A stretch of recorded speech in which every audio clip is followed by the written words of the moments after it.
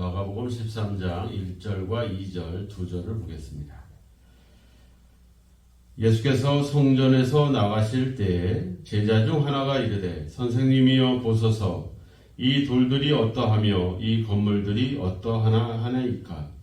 예수께서 이르시되 네가 이 큰 건물들을 보느냐. 돌 하나도 돌 위에 남지 않고 다 무너뜨려지리라 하시니라. 아멘. 참 무서운 그런 심판의 메시지가 나오죠. 돌 위에 돌 하나도 남지 않고 다 무너질 것이다. 이제 이 AD 70년, 즉 예수님이 태어나시고 이제 십자가에서 죽으시고 하늘로 승천하신 이후에 한 40년 후에 이제 이스라엘이 이제 독립 전쟁을 하게 되죠. 그래서 로마가 이제 디도 장군을 파견하면서 이제 예루살렘이 이제 이스라엘이 완전히 이제 패망하는, 나라를 완전히 잃어버리는 그런 아주 무서운 심판이 이루어집니다. 기록에 의하면 그때만 해도 유대인들이 한 100만 명 정도 죽었다, 뭐 이런 기록들이 남아 있는데 참 무서운 심판이 임하게 되죠. 우리가 바로 이 말씀을 하기 직전에 이제 가난한 과부에 대한 이야기가 기록이 되어 있습니다. 근데 가난한 과부 이야기의 바로 직전에 40절에 보면 그 받는 판결이 더욱 중하리라. 그러니까 하나님의 심판에 대한 이야기를 하고 있어요. 그러니까 심판과 그 중간에 가난한 과부의 헌금에 대한 이야기가 나오죠. 그러면 가난한 과부의 헌금에 대한 이야기는 우리가 이렇게 헌금을 하고 우리가 이렇게 헌신을 하면 복을 받는다, 이런 의미가 좀 문맥상 맞지 않죠. 심판과 그러면 그 중간에 있는 말씀은 심판을 안 받는다라든지 뭐 이런 메시지가 돼야 되겠죠. 그러면 이 가난한 과부의 이야기를 우리가 돌아가 보면 심판하는 이야기 중간에 있으면 결국 이 가난한 과부의 헌금에 대한 이야기도 뭐와 연결이 되냐면 심판과 연결이 되는 거죠. 그러니까 우리가 성경을 볼 때 그냥 거기 한 달러만 딱 달랑 떼어가지고 성경을 이해하면 문제가 생깁니다. 뭐 예를 들자면 생활비 전부를 넣었다. 그러니까 우리도 이렇게 하나님 앞에 헌금을 하고 우리의 전부를 하나님께 드린다면 우리는 진짜 이 과부는 어떤 그런 경제적인 어려움에서 벗어나서 이제는 부유함을 누리고 행복해질 거다. 그러면 심판과 심판의 얘기를 하는데 갑자기 헌금을 하고 하나님 앞에 전부를 드리면 복을 받는다, 복의 얘기를 한다면 문제가 되는 거죠. 똑같이 뭐에 대한 이야기를 해야 되냐면 심판에 대한 이야기를 해야지 이 문맥이 맞죠.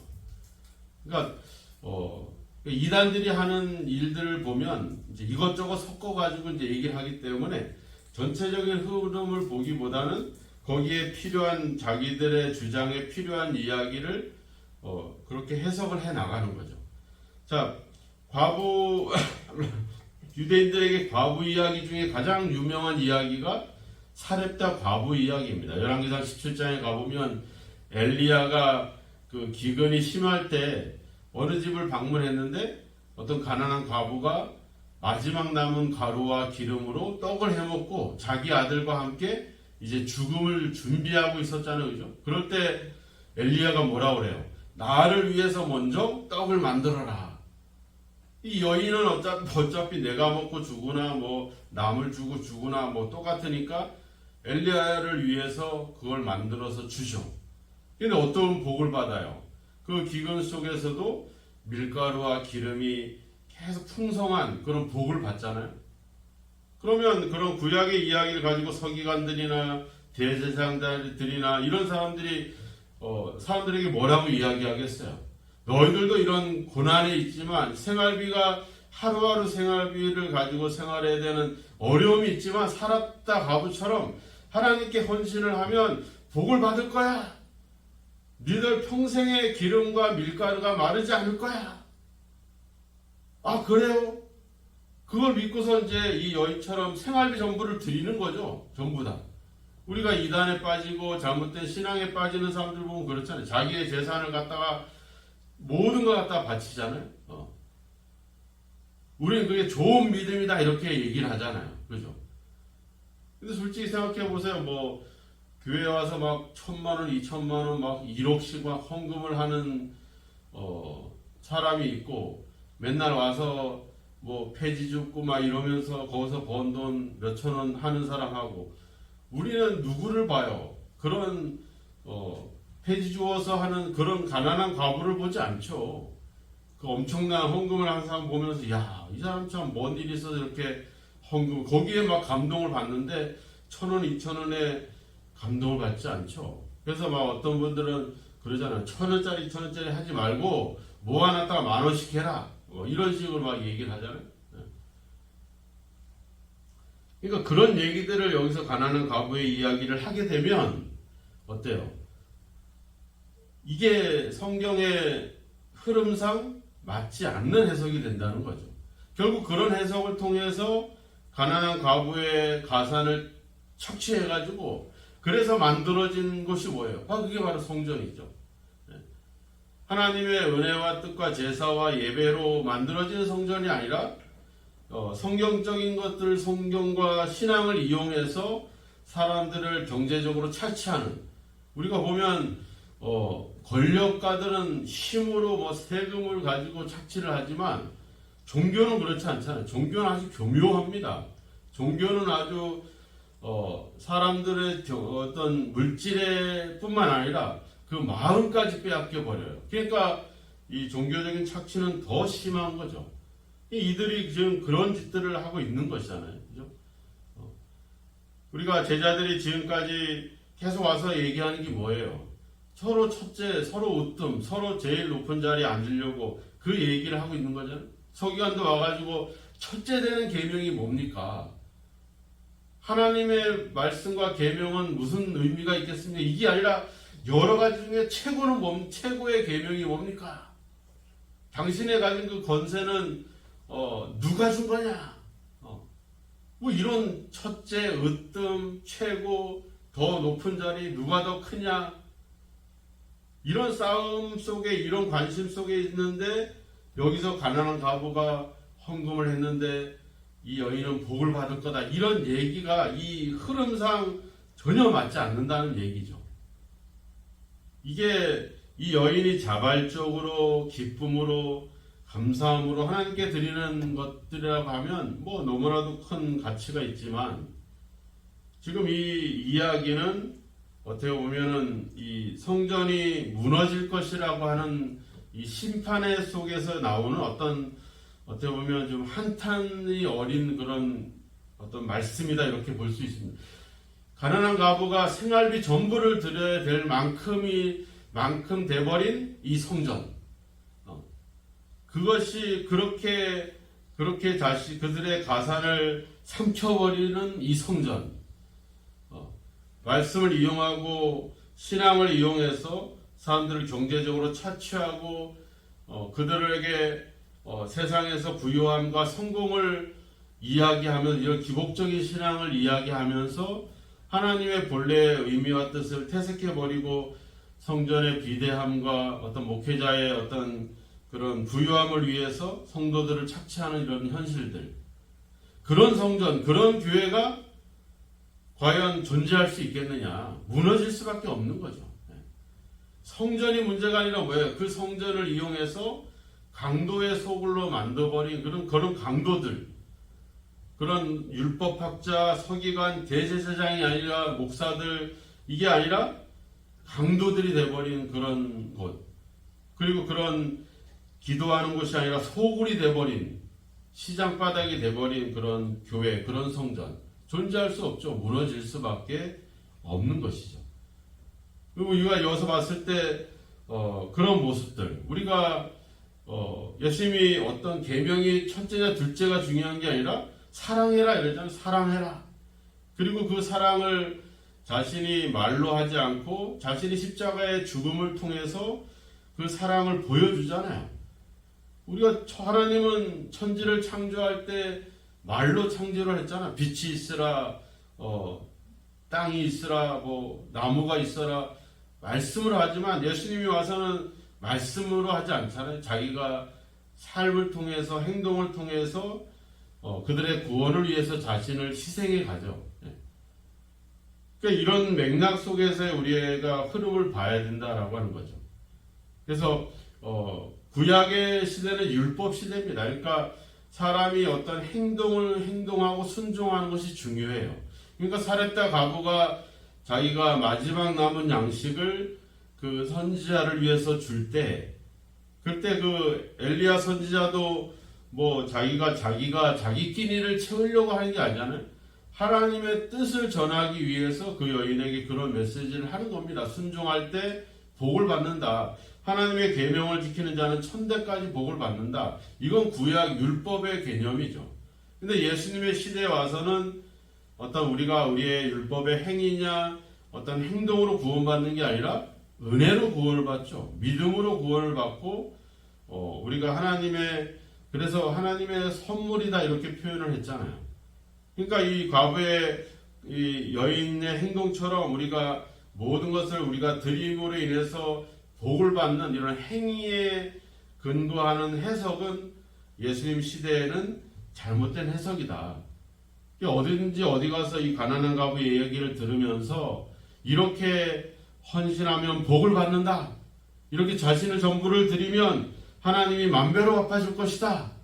이렇게 얘기를 하고 이렇게 해석하는 것에 대해서 우리는 좀 경계를 해야 됩니다. 그런 현실들, 가난한 과부가 자기의 모든 소유를 넣을 수밖에 없게끔 그렇게 종교적으로 하나님 말씀을 이용해서 그들을 착취해 있는 그런 현실, 그런 교회, 그런 성전, 그런 것에 대한 하나님의 심판. 이 이야기를 계속하고 있는데 또 이 제자가 뭐라고 그래요? 선생님 보십시오. 이 돌들이 어떠하며 이 건물들이 어떠합니까? 이 성전이 얼마나 아름답습니까? 이 돌들이 얼마나 정교하게 이렇게 조각이 되고 이렇게 다듬어서 이렇게 해서 아름다운 성전이 됐습니까? 지금 예수님은 지금 계속 그 얘기를 하고 있는데 이 제자는 또 그걸 이해하지 못하고 외형으로 보여지는 것에 또 전전해서 그걸 자랑하고 그 자부심을 갖는, 내가 하나님에 대해서 하나님의 은혜와 하나님의 사랑과 이런 것들을 보지 못하고 외형적인 것들을 바라보는 것. 서기관들이 예수는 메시아는 그리스도는 다윗의 자손이다 이렇게 생각하고 있지만 정작 그 자기들과 이야기하고 있는 그 예수 그리스도가 다윗의 자손으로 그리스도는 메시아로 왔다라고 하는 것은 전혀 알지 못하는 이런 어리석은 모습들. 우리가 어떤 신앙의 모양과 외형은 갖추고 있지만 진정한 어떤 믿음과 그 은혜는 잊어버리는, 즉 이런 잘못된 해석을 통해서 가난한 과부가 생활비 전부를 드림으로 인해서 복을 받았다, 복을 받을 것이다 이런 기대를 갖고 생각을 가지고 있는 그런 생각들, 이런 것들이 얼마나 무섭고 이게 얼마나 안타까운 무식한 그런 생각들일 것이냐 하는 것이죠. 오늘은 우리가 이러한 어떤 가난한 과부가 자기의 모든 소유를 넣었다라고 하는 그 여인의 어떤 행동을 볼 것이 아니라 전체적인 문맥 속에서 그 여인이 그렇게 생활비 전부를 넣을 수밖에 없었던 이런 안타까운 현실. 근데 우리가 사도행전에 가보면 교회들은 성장을 하잖아요. 그죠? 막 부흥을 합니다. 왜 그래요? 우리가 보면 알잖아요. 뭐 가난한 자기의 소유를 사도들에게 갖다 주면서 사람들의 필요를 위해서 나눠주고 고아나 과부들의 어려움들을 살피고 그들에게 사랑을 나눠주잖아요. 그죠? 자기들이 뭐 이 제사장이나 서기관들처럼 자기의 어떤 교회를 위해서 막 그러지 않잖아요. 받으면 받은 대로 나눠주고, 작은 교회는 더 큰 교회가 어려움을 처할 때도 가서 도와주고, 이런 아름다운 사랑의 실천들이 그 교회에 있잖아요. 그 교회가 무너질 수가 없죠. 그 교회는 우리가 초대교회를 보면 계속해서 부흥하고 성장하고 복음이 확장되어 가잖아요. 반면에 아주 금으로 만들어지고 마른 아름다운 다듬어진 돌들로 세워지는 이 아름다운 성전은 그냥 무너져 버립니다. 한순간에. 우리가 성전의 개념을 신약에 와서는 이런 건물이 아니라 바로 우리가 하나님의 성전이다 이렇게 얘기하고 있죠. 우리 자신이 하나님의 성전인 거죠. 그래서 예수님이 그냥 이 산에서도 말고 예루살렘도 말고 오직 신령과 진정으로 예배할 때가 오나니 이때라. 우리가 하나님의 성전이기 때문에 우리가 있는 곳이 하나님이 계시는 곳입니다. 그럼 성전의 개념에서 생각해 볼 때 그 성전의 역할이 이렇게 사랑을 나누고 또 자신을 드리고 이렇게 베푸는 그런 성전인지, 아니면 그런 신앙과 종교와 믿음을 이용해서 서기관이나 대제사장들처럼 자기의 이익과 자기의 욕심을 채우기 위한 그런 어떤 내용들을 갖고 있는지. 그렇다면 결과는 뭐 뻔하잖아요. 탐욕과 욕심과 내 개인적인 어떤 이기적인 생각으로 신앙을 가지는 하나님의 성전은 무너지는 것이고, 하나님의 뜻을 따라 하나님을 사랑하고 이웃을 사랑하며 자신을 드리는 그 사람들에게는 다시 하나님의 구원의 역사가 그 속에서 일어나게 되는 것이죠. 이런 원리 속에 있다라고 하는 겁니다. 우리가 뭔가를 행위를 통해서 우리의 모든 것을 드림으로 인해서 얻어지는 것들이 아니라 진정으로 그런 하나님의 뜻과 하나님의 말씀에 순종하며 나아가는 그 역할에 충실하고 역할들을 수행할 때 거기에 하나님의 구원의 역사가 있다는 것. 어떻게 보면 서기관들이 사람들에게 인사받고 긴 옷을 입고 돌아다니고, 그런데 그들에게 뭐라 해요? 그들은 판결이 중하리라, 심판을 받을 것이다 이렇게 얘기하고 있어요. 근데 가난한 과부가 자기의 모든 소유를 두었을 때 그 이후에 그 여인이 뭐 부유해졌다, 뭐 잘 살게 됐다 이런 얘기는 없어요. 그죠? 그러니까 심판에 대한 이야기가 여기에 중심이 되고 있어요. 그 행동을 통해서 복받고 그 행동을 통해서 성공하고 이런 얘기가 없어요. 그러니까 주로 심판에 대한 이야기들이 여기에 핵심이 되죠. 그래서 13장 이제 3절 이하로 가보면 이제 마지막 때 일어날 종말에 대한 징조와 심판에 대한 이야기가 계속 나옵니다. 그러니까 심판의 맥락 속에서 우리가 봐야 되는 거죠.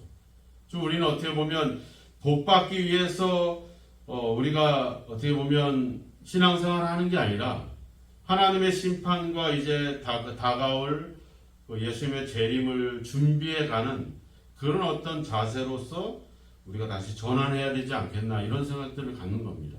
이 땅에서 어떻게 하면 잘 살 것이가 아니라 이제 우리에게 다가올 하나님의 나라 예수님의 재림을 그 마지막 때를 우리가 어떻게 준비할 것이냐, 이런 어떤 그런 준비와 깨어있는 시간이 우리에게 필요할 것입니다.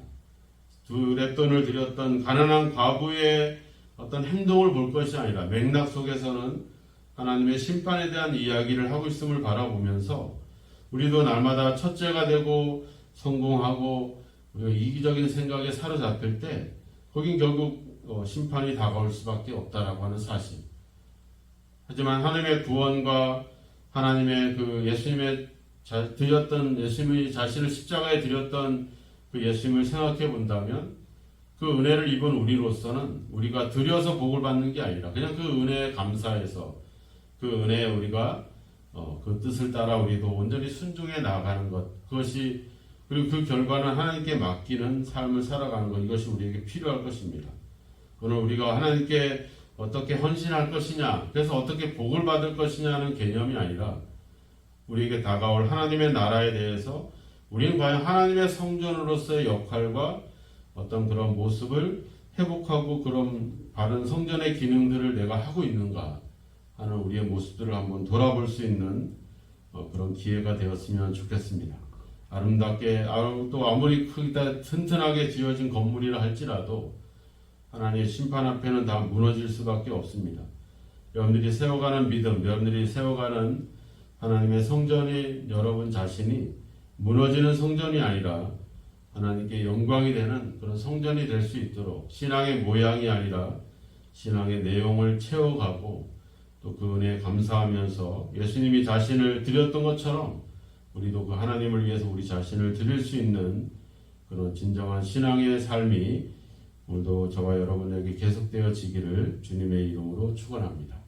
기도하겠습니다. 하나님 아버지, 이미 우리는 예수 그리스도의 십자가의 죽음을 통해서 하나님의 놀라운 사랑과 은혜와 구원을 받은 귀한 존재들이 되었습니다. 이제 그 큰 은혜를 입었사오니 그 은혜에 감사하고 기뻐하고 아버지 즐거운 마음으로 우리의 삶을 하나님께 드릴 수 있는 그런 아버지 은혜의 삶을 살아갈 수 있도록 주여 저희를 붙잡아 주옵소서.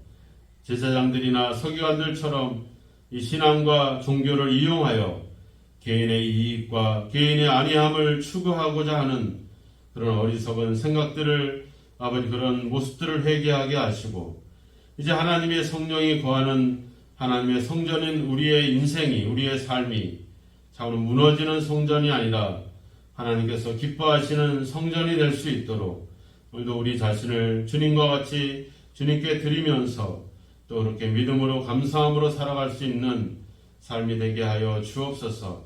오늘도 우리가 신앙의 모양만 가지고 있지 않고 어렵고 힘들고 아버지 생활비 전부를 드려야만 되는 그런 아버지 안타까운 사람들을 향해서 사랑을 베풀고 또 그들과 함께 아버지 섬기며 아버지 나누며 살아갈 수 있는 귀한 삶이 되도록 우리를 오늘도 성령으로 도우시고 함께 하옵소서. 예수님의 이름으로 기도하옵나이다. 아멘.